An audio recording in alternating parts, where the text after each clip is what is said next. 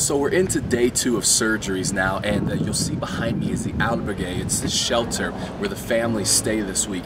What's cool is that they all arrived on Friday, and the medical clinic screened them, and then we came in on Saturday and did another screening, and then surgeries were scheduled from Sunday through Thursday of this week, so 5 days. And they live here, the children and their families, the whole time, and they feed them, and they have beds, and so it's a cool thing. And once surgery is done, then they can leave to go back to their hometowns.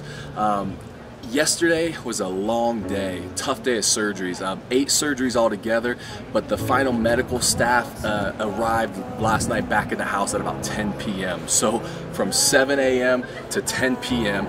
It was a long, tough day, and I know today's starting off long again. First surgery this morning was a palate surgery, and I know it was tough. I was in there watching some of it and just the struggles the surgeons were having, and so these guys are working long, hard hours, and I know that the anesthesiologists, they probably have some of the toughest jobs here.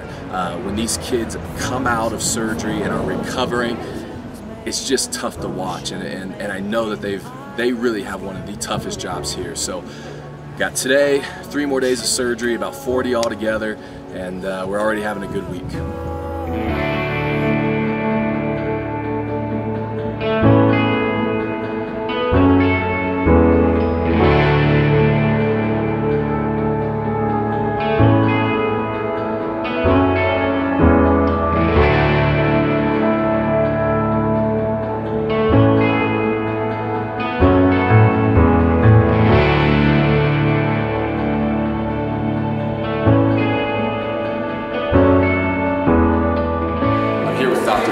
Staff in the operating room, and we've got Candy Beatrice here, a pretty 7-year-old girl who I think you're going to be impressed with the results after this case is done. I'm excited to show it to you, and we'll let you see the progress.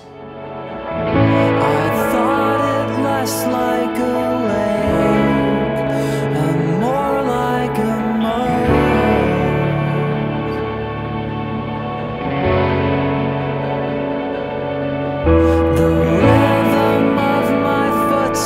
crossing flatlands to your door have been silenced forevermore.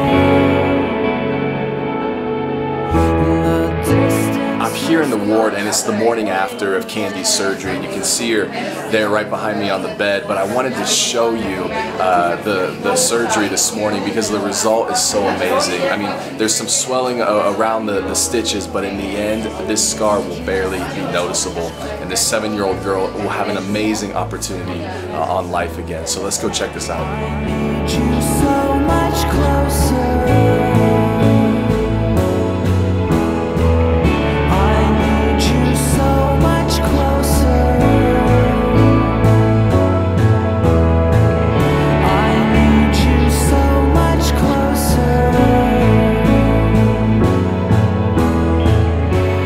That about wraps it up. I'm packed up here, and we're getting ready to leave Guatemala after a very overwhelming week, but I'll tell you, I'm ready to go home.